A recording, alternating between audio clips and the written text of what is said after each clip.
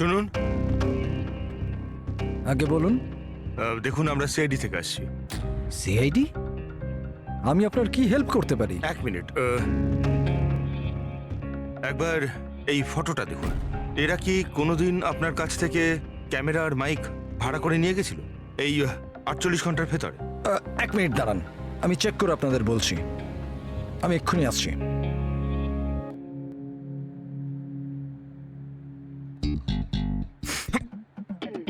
কি হয়েছে? আরে ধরিস না, খারাপ হয়ে যাবে। কিচ্ছু হবে না। আরে ওগুলো তো দেওয়ালে এমনিই টাঙানো রয়েছে। কি ফ্রেডি স্যার? আগে হ্যাঁ, এ করণ আর পামেলা, এরা 48 ঘন্টা আগে আমাদের এখান থেকেই মাইক আর ক্যামেরা ভাড়া করেছিল।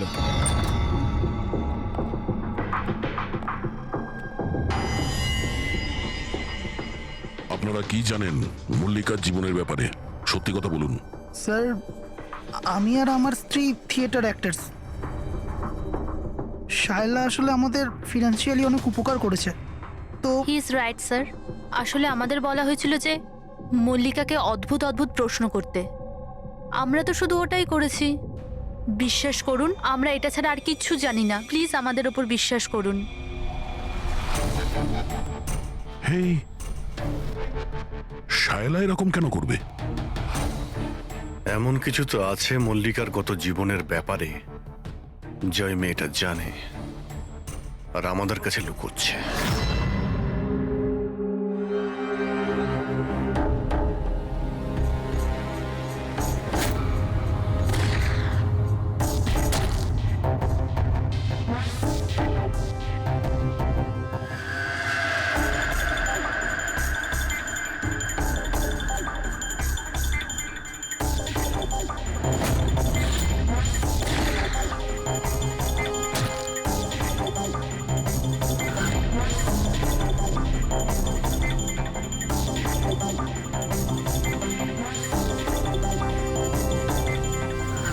তাহলে এইটা হচ্ছে ওর মুখ।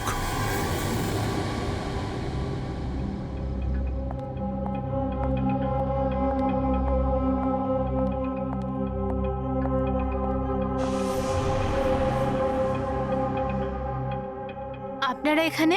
দাদা বৌদি তো নেই বাড়িতে, ওরা হসপিটালে গেছে চেক আপের জন্য। হ্যাঁ, সেটা আমরা জানি। ওনাদের সাথে নয়, আমরা তোমার সাথে কথা বলতে চাই। আমার সাথে? একে চেনো? না স্যার। আর এদের চেনো? না স্যার। আরে এরা তোমার থিয়েটারের বন্ধু। তুমি তো এটা বলনি যে তুমি অ্যাক্টরদের কাজও দাও। এই পার্টিতে তুমি ওদের ডেকেছিলে না মল্লিকাকে ভয় দেখাতে আর উল্টোপাল্টা প্রশ্ন করার জন্য? এবার তাড়াতাড়ি বলে দাও, এসব তুমি কেন করেছিলে? কি জানো তুমি মল্লিকার ব্যাপারে? হ্যাঁ, ওর আগের জীবনের ব্যাপারে?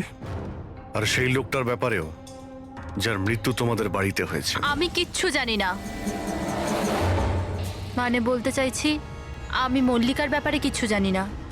আমি তো শুধু অতটুকুই জানি যতটা আমাকে ওই লোকটা বলেছিল, যার মুখটা পোড়া। তুমি ওই লোকটাকে চেনো? হ্যাঁ স্যার, যেদিন ওই লোকটা মল্লিকাকে হুমকি দিয়েছিল আমি ওখানেই ছিলাম। আর যখন দাদা মল্লিকাকে সামলাচ্ছিল তখন আমি ওই লোকটার পেছনে গেছিলাম। শোনো, কি হলো? কে তুমি? আর তুমি মল্লিকাকে কি বলছিলে? কি করে জানো তুমি ওকে? এটা আপনি আমায় কেন জিজ্ঞেস করছেন? ওনাকে জিজ্ঞেস করুন, যে মল্লিকা সেজে ঘুরে বেড়াচ্ছে ওনাকে জিজ্ঞেস করুন। দিয়াকে উনি বলবেন যে 1 বছর আগে কি হয়েছিল বোটে।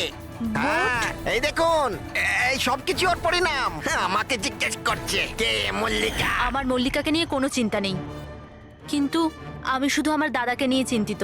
আর আমি চাই না ওই পাগল মেয়েটার জন্য আমার দাদাকে হারিয়ে ফেলি। স্যার, এর থেকে বেশি আমি কিচ্ছু জানি না, সত্যি বলছি।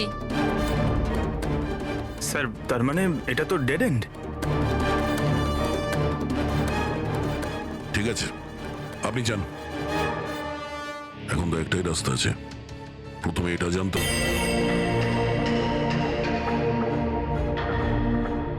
এমন যতগুলো কেস হয়েছে সব কটা দেখো 10 মাস থেকে 1 বছরের মধ্যে।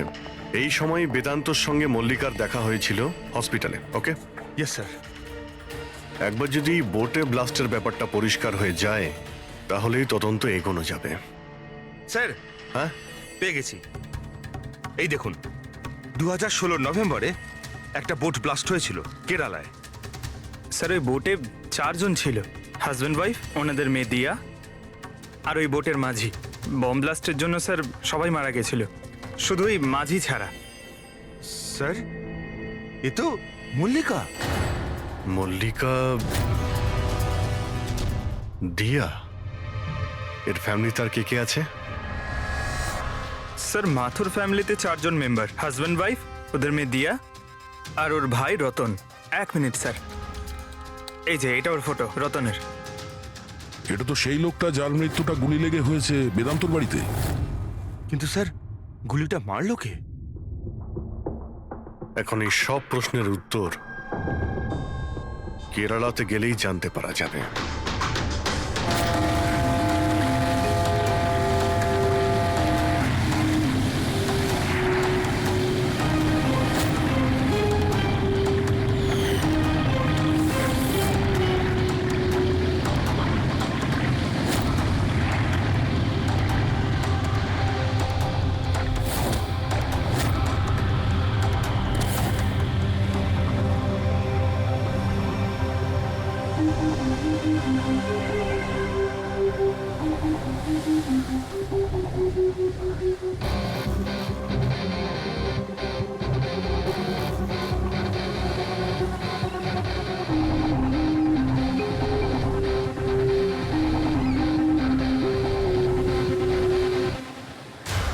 এই জালটাকে ভালো করে ধুতে হবে, সুব্রমণিয়াম, ভালো করে দড়ি দিয়ে বাঁধো।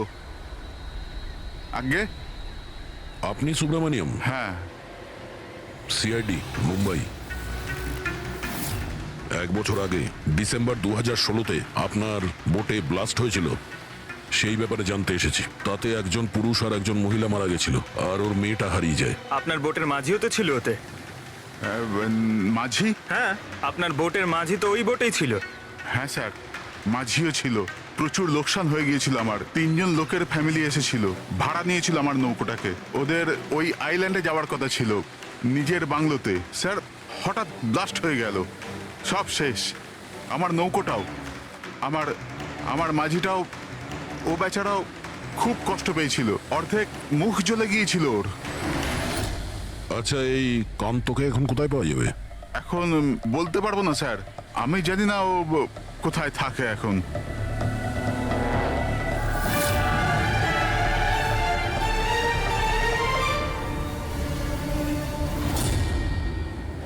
ইশারা কাকে করছিলেন? ইশারা? হ্যাঁ? ও স্যার, কে ওদিকে? স্যার, আমার sir.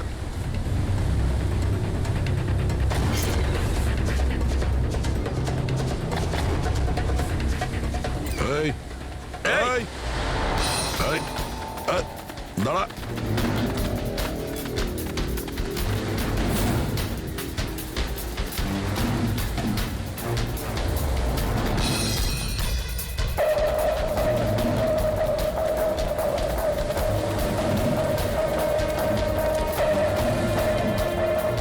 I! I, I, I. I, ছেড়ে দিন আমায়, ছেড়ে দিন আমায়, মুখটা ছেড়ে তো দিন। দেখা। তুমি, হ্যাঁ, তুমি মল্লিকাকে মারতে চেয়েছিলে, হ্যাঁ, আর রতনকে মারার জন্য বেদান্ত ম্যানসনে ঢুকে গেছিলে, তাই তো? এই, আবার যাবো। আর ওখান থেকে পালিয়ে এখানে চলে এসছো লুকানোর জন্য? না, কেন করেছো তুমি এটা, বলো? না, না স্যার, আমি কাউকে খুন করিনি। আমি লুকোনোর জন্য পালাচ্ছি না, আমার প্রাণ বাঁচানোর জন্য পালাচ্ছিলাম। আচ্ছা, রতন মরে যাওয়ার পর আমাকে এখানে আসতেই হলো। আপনারা এখনো বুঝতে পারলেন না? ওই মল্লিকা পুরোপুরি পাগল। ও মল্লিকা বিপদে নেই, দিয়া নিজেই বিপদ। কি বাজে কথা বলছো? হ্যাঁ, ওই বেচারি তো অসুস্থ, আর তুমি ওকে সবসময় বিরক্ত করছিলে। না স্যার, ওই মেয়েটা আপনাদের বোকা বানায়।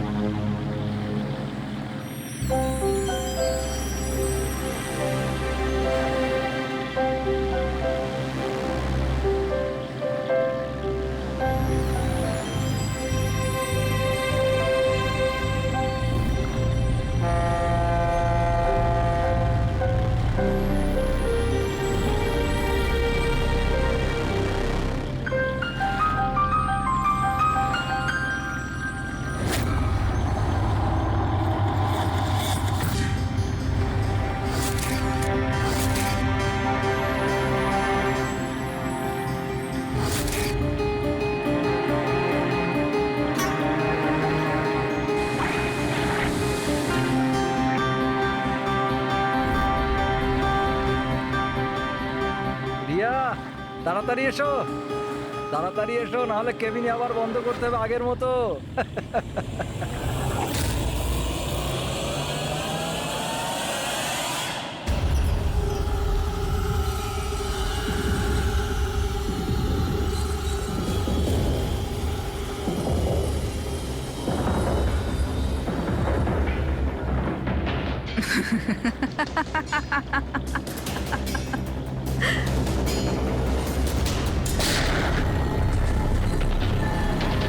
এটা আপনি কি করলেন? নিজের বাবা মাকে মেরে ফেললেন। দিয়া ম্যাডাম, এটা আপনি কি করলেন? কে দিয়া ম্যাম? আমার নাম সোনিয়া। সোনিয়া দুজনকে কোনো দিন ছাড়ে না। এক, যে ওকে ঘরে বন্দি করে। দ্বিতীয়, যে ওকে খারাপ কাজ করতে দেখে আমাকে নেয়। মারবেন না।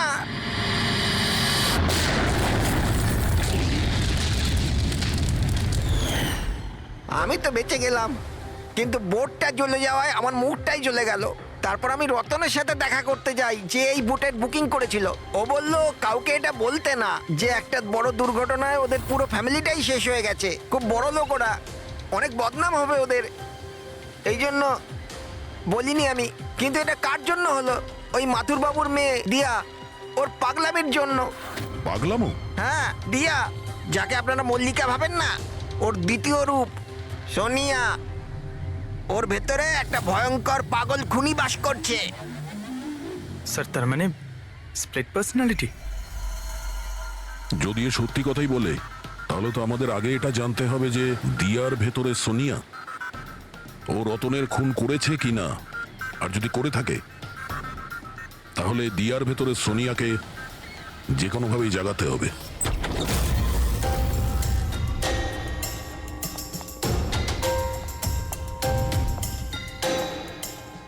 মিস্টার বেদান্ত, আপনি কিছুক্ষণের জন্য এখান থেকে চলে যান তো। আরে কিন্তু আপনারা এসব করছেনটা কি? তুমিও চলে যাও এখান থেকে। কিন্তু কিছু বলুন তো, ব্যাপারটা কি? সবকিছু বলবো, আপনি আগে এখান থেকে চলে যান প্লিজ। যান যান বাইরে। যান, তুমিও যাও। না না, আপনি না, আপনি ওখানে বসুন। স্যার, আপনি বসুন ওখানে। বেদান্ত, চলুন বসুন ওখানে। কি হয়েছে স্যার? সব ঠিক আছে? কিছু হয়নি, এবার হবে। আজকের পর থেকে না আপনি বেদান্তর সঙ্গে দেখা করবেন, আর না ওর বোনের সঙ্গে। শুধুমাত্র এদের দুজনের সঙ্গেই না, তুমি কারোর সঙ্গে দেখা করবে না। হ্যাঁ, কিন্তু কিন্তু কিন্তু বাদ দাও। একটা কথা পরিষ্কার করে শুনে রাখো সোনিয়া, না তুমি কারোর সঙ্গে দেখা করবে, আর না কারোর সঙ্গে কথা বলবে। আর আমাদের পারমিশন ছাড়া তুমি এই বাড়ি থেকে এক পাও বাইরে রাখবে না। এই বাড়িতে তুমি বন্দি। সোনিয়া, কেন কেন কেন যাব না? যাব, নিশ্চয়ই যাব, যাব। এইভাবে কথা বলবে না, আমি যাবই। তুমি কোথাও যাবে না। তুমি এইভাবে কথা বলবে না। বাইরে যাওয়া তো দূরের কথা, এই জলটা এখানে রাখা রইলো। আমাদের পারমিশন ছাড়া তুমি এই জলটাও খেতে পারবো না, বুঝেছো?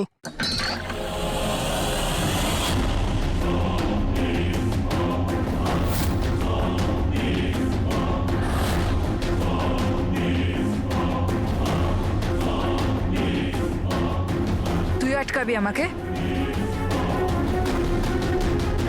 নাকি তুই? সোনিয়া নিজের ইচ্ছার মালিক। সোনিয়াকে কেউ আটকাতে পারবে না, সোনিয়াকে কেউ আটকাতে পারবে না।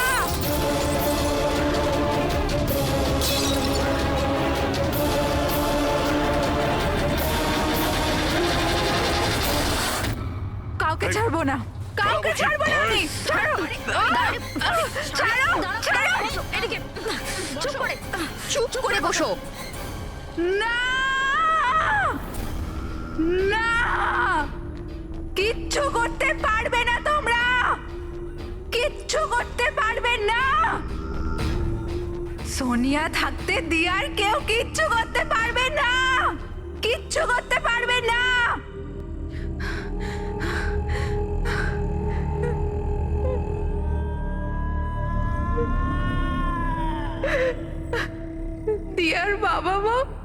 এরকমই করেছিল। দিয়াকে ঘরে বন্ধ করে দিত। কেউ এলেও দিয়া একাই বসে থাকতো, কেউ আসতো না।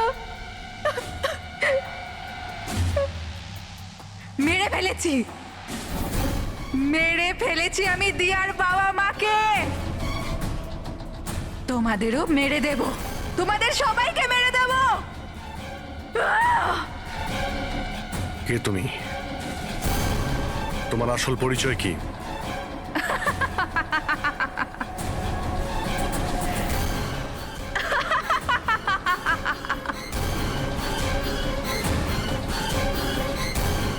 আমি কে?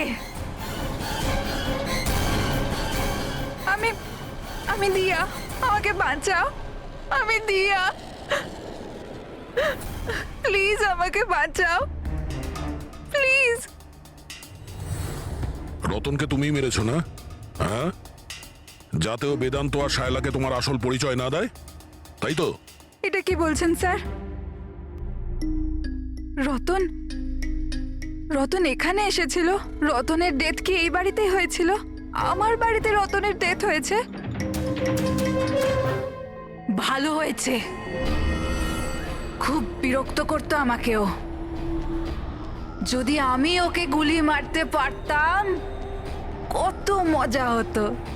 সবাই মরে যেত আমারই হাতে, তোমাদের সবাইকে আমিই মেরে ফেলবো।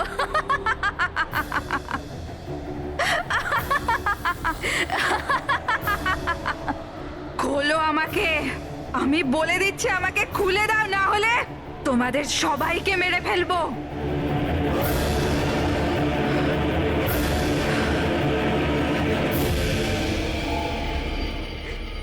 ছেড়ে দাও না দিয়াকে,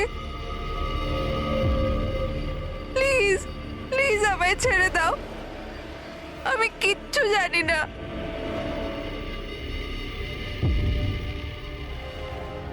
বেদান্ত, বেদান্ত, বেদান্ত, তুমি কোথায় গেলে? বেদান্ত কোথায়? প্লিজ আমাকে এখান থেকে নিয়ে যাও। খুলে দাও, খুলে দাও আমাকে।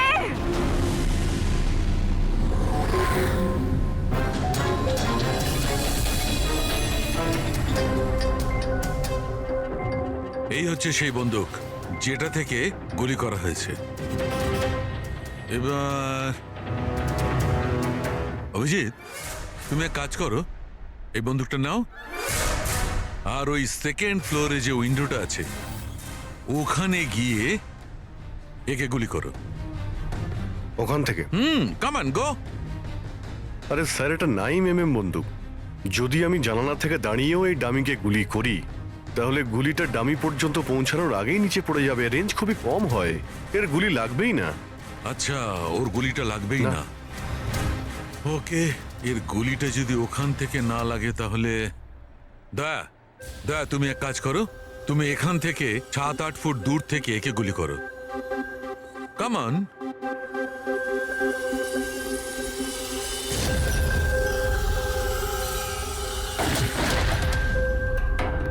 আপনি প্রমাণ কি করতে চাইছেন ডক্টর সালুখে?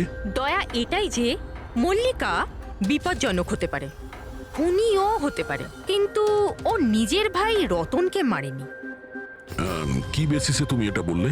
আমি বলছি, দয়া, যখন তুমি একে গুলি মেরেছো, এই গুলিটা সিধে এখানে গিয়ে লেগেছে এর খুলিতে, নিচের দিকে। হ্যাঁ, যদি এই গুলিটা সেকেন্ড ফ্লোর থেকে ছোঁড়া হতো, তাহলে অভিজিৎ যেমন বলেছে, ওই গুলিটা এখানে সে পৌঁছতোই না, নিচে পড়ে যেত। আর মনে করো যদি ওটা খুব পাওয়ারফুল গান হয়, গুলি একে লেগেও যায়, তাহলে গুলিটা এর ওপর থেকে নিচের দিকে লাগতো, কারণ গুলিটা এইভাবে আসতো এই ওপর থেকে নিচের দিকে। কিন্তু আমি যে ক্ষতটা পেয়েছি ওটা একদম সিধে গেছে, সিধে। সেই জন্য মল্লিকা এই গুলিটা চালায়নি। স্যার, কিন্তু যদি মল্লিকা গুলি না চালায় তাহলে কে চালালো? এই গুলিটা যেই চালিয়ে থাকুক, ও এখানেই ছিল, এই গ্রাউন্ড ফ্লোরে, এরই আশেপাশে। তার মানে স্যার, ও পার্টিতে উপস্থিত ছিল। আর যখন পার্টিতে ছিল তাহলে পার্টির জামা কাপড় পরেছিল। আর যদিও গুলি চালিয়েই থাকে, তাহলে ওর কাপড়ে গান পাউডারও থাকবে। কারেক্ট। বেদান্তর বন্ধু মল্লিকা আর ওর ননদ আর ওই যে দুজন নকল রিপোর্টার ছিল না, ওদের সবার ড্রেস নিয়ে আসো, ওদের না জানিয়ে।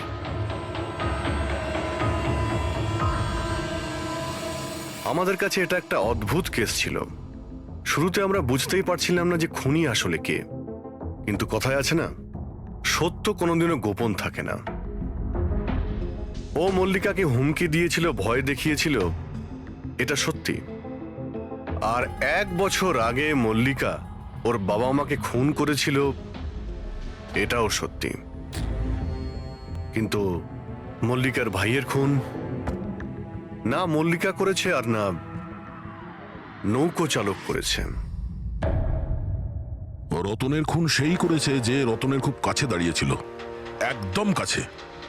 আর সে শুরু থেকেই আমাদের চক্রব্যূহতে ফাঁসিয়ে রেখে দিয়েছিল, আর আমরা ঘুরেই যাচ্ছিলাম। শেষ পর্যন্ত সে তারই চক্রব্যূহতে ফেসে যায়। ও আমাদের অনেক মিথ্যে কথা বলেছে, অনেক মিথ্যে, কিন্তু সত্যি বেশি দিন গোপন থাকে না। বেদান্ত, তুমি আমাদের অনেক মিথ্যে বলেছ, কিন্তু তোমার এই ড্রেস সত্যিটা বলে দিয়েছে। আমরা তোমার জামার থেকে গান পাউডার পেয়েছি।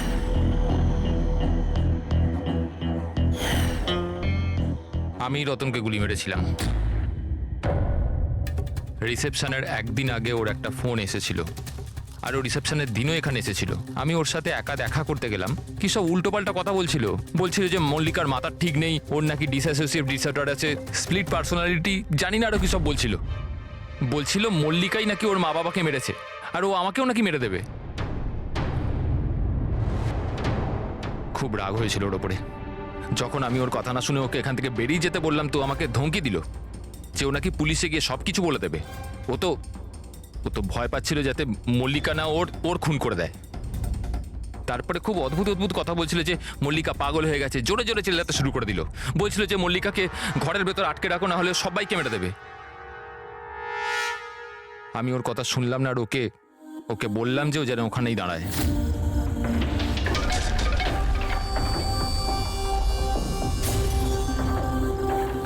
ওকে আমি নিজের প্রাণের থেকেও বেশি ভালোবাসি। আর ওই রতন, আরে এই রতন ওকে পাগল বলছিল, ওকে জেলে পাঠাতে চাইছিল। সবকিছু শেষ হয়ে যেত, মল্লিকার জীবন, আমার ইমেজ, এই সব কিছু শেষ হয়ে যেত। সেটা তো মিস্টার বেদান্ত ধরে নাও শেষ হয়েই গিয়েছে। আর তুমি এটা কি করে ভাবলে যে তুমি কারো খুন করে দেবে আর তোমার জীবন আর ইমেজ ঠিক থাকবে? হ্যাঁ, মল্লিকা ওরফে দিয়া এই অপরাধ অজান্তে করেছে, সজ্ঞানে করেনি। কিন্তু তুমি সবকিছু জেনে এই অপরাধ করেছ। সেই জন্য মল্লিকা যাবে অ্যাসাইলামে, আর তুমি যাবে গরাদের ভিতরে।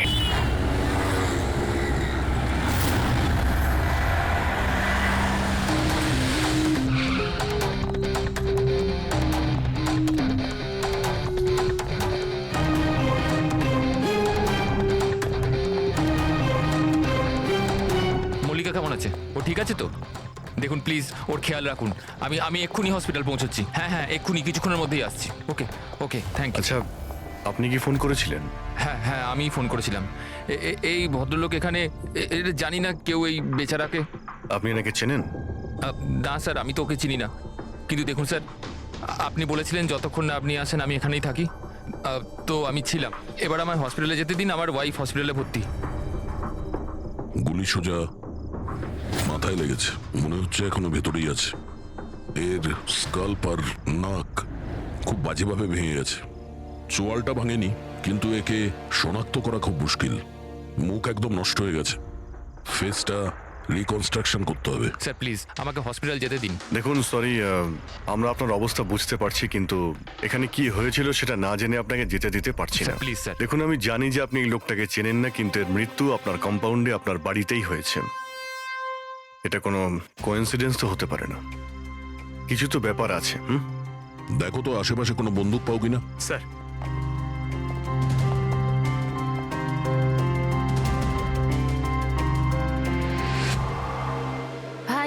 ভাই ইউ ডোন্ট ওয়ারি, আমি খবর নিয়েছি, বৌদি একদম ঠিক আছে হসপিটালে। স্যার, এ আমার বোন শায়লা। রিসেপশনের পুরো ফাংশনটা এই অর্গানাইজ করেছিল। হ্যাঁ স্যার, আমরা সবাই ফাংশনে বিজি ছিলাম, তখনই গুলি চালানোর আওয়াজ শুনতে পেলাম আমরা। তার আগে কি কি হয়েছিল আমি আপনাকে বলছি। স্যার 2 দিন আগেই আমার বিয়ে হয়েছে মল্লিকার সাথে, আর আজকে ছিল রিসেপশন। সব কিছু ঠিকঠাক চলছিল। মল্লিকা আমার সকল বন্ধুদের সাথে, সব কালিগদের সাথে আলাপ করছিল। হ্যাঁ, কিছু লোক ছিল যাদের মল্লিকাকে নিয়ে প্রবলেম হচ্ছিল, কারণ ওরা ভাবছিল মল্লিকা আমার স্টেটাসের সমান নয়।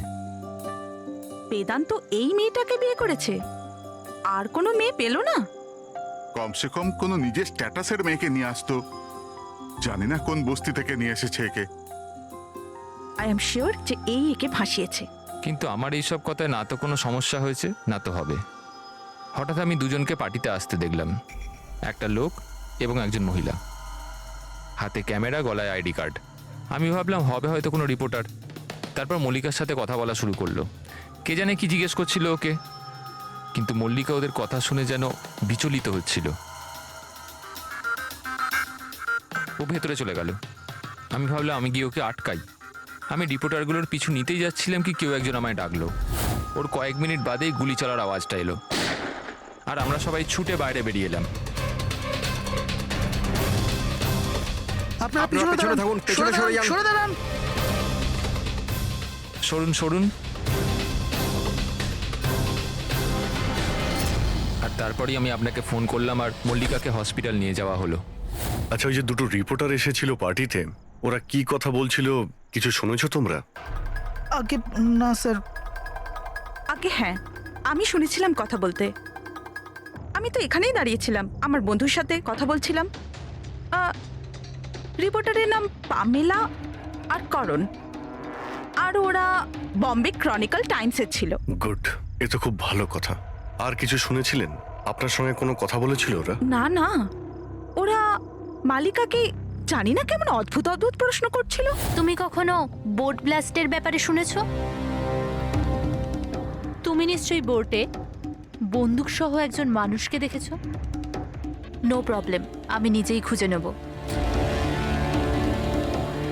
বেচারি মালিকা খুব ঘাবড়ে গেছিল আর ভেতরে চলে গেল, আর কিছুক্ষণ পরে গুলির আওয়াজ পাওয়া গেল।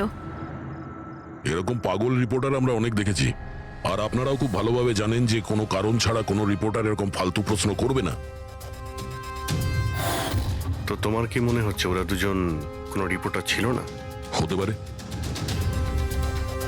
ওরা যখন ভিতরে ঢুকেছিল তখন তোমরা গেটের সামনে ডিউটি করছিলে, তো ওদের দেখেছিলে তোমরা? গেটের বাইরে সিসিটিভি ক্যামেরা লাগানো আছে, নিশ্চয়ই ভেতরে আসলে দেখা যাবে। স্যার ওদের এন্ট্রি রেজিস্টারেও আছে, যদি আপনি বলেন তো নিয়ে আসবো। এতে বলার কি আছে, তাড়াতাড়ি গিয়ে নিয়ে এসো, যাও তাড়াতাড়ি। অভিজিৎ, এই লোকটার পকেটে না কোনো আইডি আছে, না কোনো মোবাইল আছে, পকেট খালি। আর দ্বিতীয় কথা হলো, এর মাথায় গুলি লেগেছে পেছন থেকে, আর ডাইরেকশন দেখে মনে হচ্ছে যে গুলি ভেতর থেকে চলেছে। সব জায়গা খুঁজে নিয়েছি স্যার, কোথাও কিচ্ছু নেই।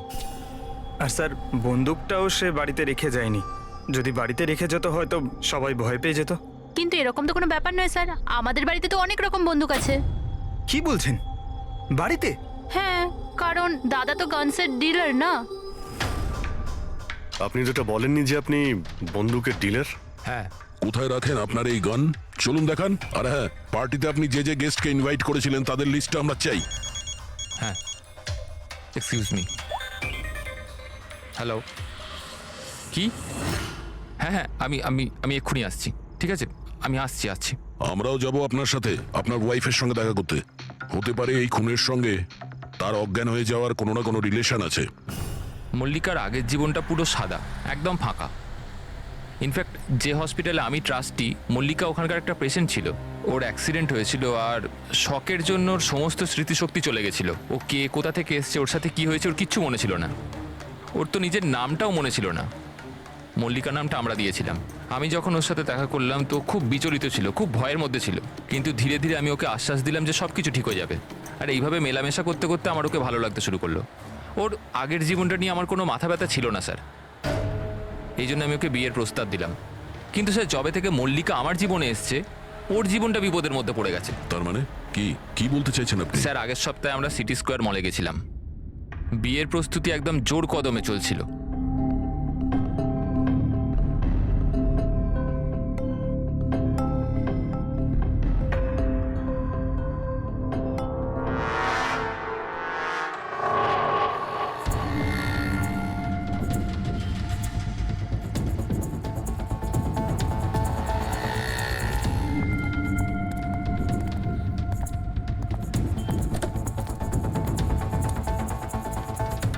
ম্যাডাম, মনে হচ্ছে আমি আপনাকে আগে কোথাও দেখেছি।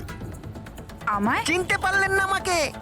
না, আমি চিনি না আপনাকে। কি বলছেন চিনতে পারলেন না? এই দেখুন পোড়া মুখ, বোট, কিছু মনে পড়ছে না আপনার? না সরি, আমি আপনাকে চিনি না। কি বলছেন আপনি চিনতে পারছেন না? আমি জানি তো আপনি দিয়া ম্যাডাম, তাই না? আপনার কিছু ভুল হচ্ছে। আমার নাম মল্লিকা। আরে আপনি দিয়া ম্যাডাম তো। বোটে আপনি এসেছিলেন আপনার জন্মদিন পালন করতে, মনে নেই? না। নেই কি করে? আপনি মনে করুন। আরে আমার হাত- এই দেখুন আমার পোড়া বেদান্ত, মুখ। হাত ছাড়ো। আমার কোনো ভুল হতেই পারে না। আপনি চিনতে এই, পারছেন না আমাকে? ছাড়ো গে, আমি ছাড়ো চিনি গে। না আপনাকে। হাত দিচ্ছিস কেন কি গায়ে? বলছেন কি? উনি তো আমাকে চেনেন, দিয়া ম্যাডাম। এনার জন্যই আমার মুখটা পুড়ে গেছে, এখন আমাকে চিনতেই অস্বীকার করছে। তুই এখান থেকে বেরো, না হলে কিন্তু আমি পুলিশকে ডাকবো। আরে পুলিশ!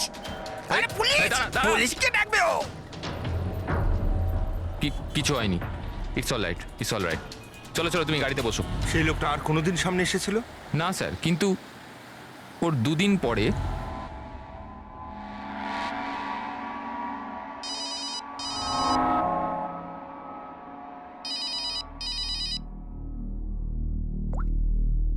হ্যালো, কেমন আছো সোনিয়া? সোনিয়া? মনে হচ্ছে আপনার কোথাও ভুল হচ্ছে। এখানে সোনিয়া বলে কেউ থাকে না, রং নাম্বার। থাকে থাকে, আমি জানি। আমি ওর সাথেই তো কথা বলছি। আর খুব তাড়াতাড়ি আমি তোমার কাছে আসব, তোমার কাছে, তোমাকে মারার জন্য। বেদান্ত, তোমার এই ঘরে যে লোকটা মারা গেছে তার সঙ্গে এর নিশ্চয়ই কোনো সম্পর্ক আছে। হতে পারে ও তোমার ওয়াইফকে মারতে এসেছিল কিংবা হুমকি দিতে এসেছিল। কিন্তু একটা কথা সত্যি যে এটা সেই লোক না যার মুখে ক্ষত ছিল। আমরা চেক করেছি, কিচ্ছু ছিল না। কিন্তু 100% কোনো না কোনো কানেকশন তো আছে।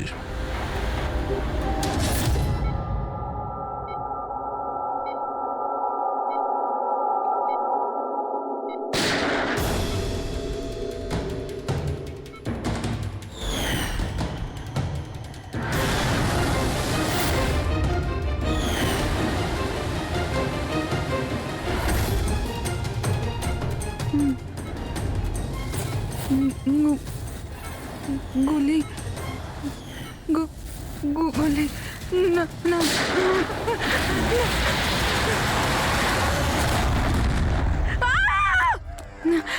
না, ইনজেকশন। না, কাম ডাউন, কাম ডাউন। আমাকে ছেড়ে দাও। আমি কিছু করিনি, ছেড়ে দাও। Mallika, are you all right? Relax, তুমি হসপিটালে আছো, একদম সেফ আছো। মল্লিকা, মল্লিকা, মল্লিকা কেমন আছো তুমি? হ্যাঁ, ও গড, কেমন, ঠিক আছো তো তুমি? ঠিক আছো? ডক্টর ঈশান্ত, আপনি বলছিলেন যে বেদান্তকে, যে মল্লিকা একটু অস্থির হচ্ছিল, কিছু বিড়বিড় করছিল। কি হয়েছিল ওর? আসলে মল্লিকা যখন জ্ঞান ফিরল, খুব অদ্ভুত ধরনের কথা বলছিল। এরকম মনে হচ্ছিল যেন ও এখানে তো আছে, কিন্তু ওর মস্তিষ্ক অন্য কোথাও। মানেটা কি? এরকম মনে হচ্ছিল যেন ও কোনো পুরনো ঘটনার কথা মনে করছিল। ওর অবচেতন মন যেন ওই ঘটনাটাই দেখছে। মল্লিকা, দেখো, ঘাবড়িও না, কিচ্ছু হবে না তোমার। তুমি কি দেখেছো বলো, কি শুনেছো? গুলির আওয়াজে আমার চোখ খুলল। যখন যখন আমি চোখ খুললাম তো আমি অদ্ভুত অদ্ভুত জিনিস দেখছিলাম। একটা বোট, আর আর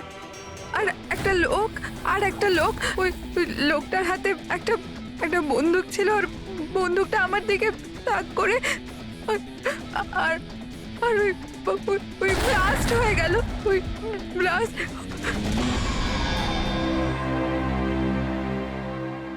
ডাক্তারবাবু, এমনটা তো নয় যে মেডিকেশনের জন্য ওর হ্যালুসিনেশন হচ্ছে, কারণ আমি কখনো ওকে কোনো বোটে নিয়েই যাইনি, তো জানি না, বুঝতে পারছি না তো আমি কিছু। ভালো হতে পারে যে তোমার সঙ্গে দেখা হওয়ার আগে কোনো বোটে গেছিল। হ্যাঁ, তবে তুমি তো বলেছিলে না যে তুমি যখন ওর সঙ্গে দেখা করেছিলে ওর আগের জীবনের কথা কিছু মনেই ছিল না? এক্স্যাক্টলি। এরকম মনে হচ্ছিল যেন ওর কোনো পুরনো ঘটনা বা ওর জীবনের কোনো মুহূর্ত ওর মস্তিষ্কে নাড়া দিচ্ছে। ডাক্তারবাবু, আপনি তাহলে বলতে চাইছেন যে এটাও মল্লিকার জীবনের গল্পের একটা অংশ? হতে পারে সেটা। আমাদের সাবকনসিয়াস মাইন্ড কখনো কখনো কোনো ঘটনাকে, ওর মেমোরিকে মনের মধ্যে আঁকড়ে ধরে রাখে, আর ওই ঘটনার সঙ্গে সম্পর্কিত কোনো ঘটনা বা জিনিস সামনে আসে, তাহলে ওই ঘটনাটা আবার পুনরায় মনে আসে। বেদান্ত, মনে হচ্ছে তোমার ভয় ঠিকই ছিল। মল্লিকার জীবনের ঝুঁকি আছে। ওই লোকটা যে তোমার বাড়িতে মারা গেছে ওই ষড়যন্ত্রের সঙ্গে যুক্ত আছে। কিন্তু এটা আপনি কিভাবে বলতে পারেন? সেই কারণেই তো করোনার পামেলা মল্লিকাকে উল্টোপাল্টা প্রশ্ন করছিল যে তুমি কখনো কোনো বোটে চেপেছো কিনা, কিংবা কোনো লোককে বন্দুক হাতে দেখেছো কিনা। এই কেস একটা অন্যের সঙ্গে যুক্ত।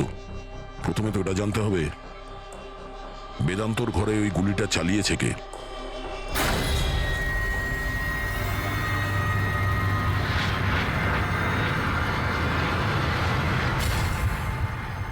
স্যার, এগুলো লিগ্যাল ডকুমেন্ট আর লাইসেন্স সব আমাদের কাছে আছে। আচ্ছা, এখানে এই রুমে কারা কারা আসতে পারে? এখানে বেদান্ত স্যার, মল্লিকা বৌদি আর শায়লা ম্যাডাম ওনার বন্ধু আসতে পারে। অদ্ভুত তো, এখানে তো সবাই আসতে পারে। অনেকে এখানে আসতো, তার মানে তো যে কেউ বন্দুক নিয়ে এখান থেকে ইউজ করতে পারে।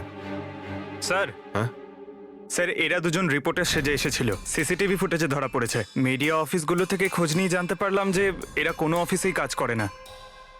নকল রিপোর্টার? ঠিক আছে, এদের ব্যাপারে খোঁজ নাও আর এখানকার সমস্ত বন্দুক বাজেয়াপ্ত করো।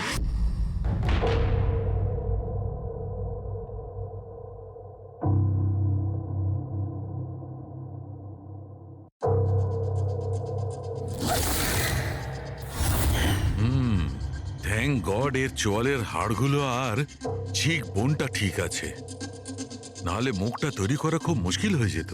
বেশিরভাগ খলিটা তো ভেঙে চৌচির হয়ে গেছে।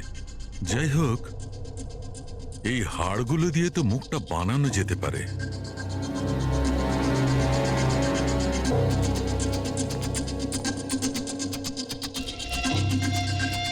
এর মধ্যেই আছে সেই বন্দুকটা যেটা দিয়ে ওকে গুলি করা হয়েছে। জানতে হবে প্রথমে এর মুখটা তো আগে তৈরি করি।